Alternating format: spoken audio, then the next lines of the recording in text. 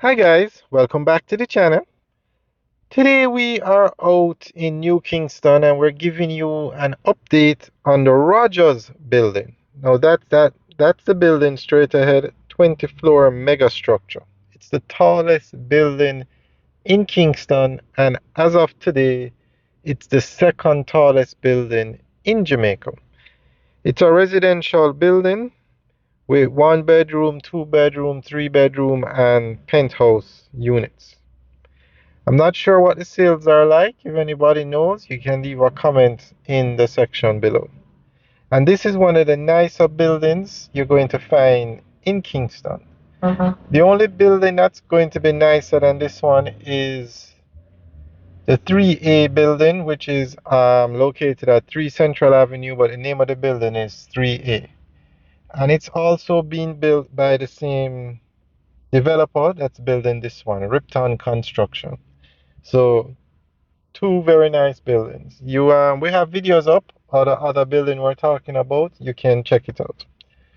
So we're going to give you an update on this building, and it should finish.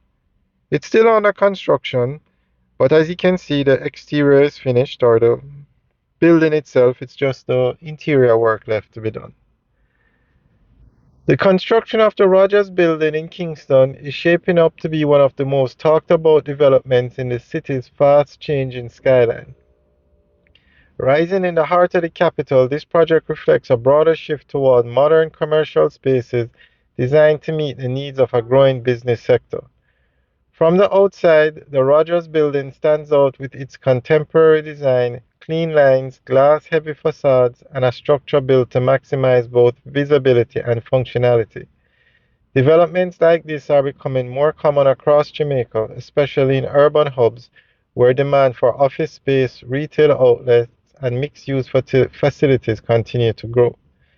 Construction has been moving steadily, with crews working through multiple phases, from foundation work and structural framing to exterior finishes and interior installations.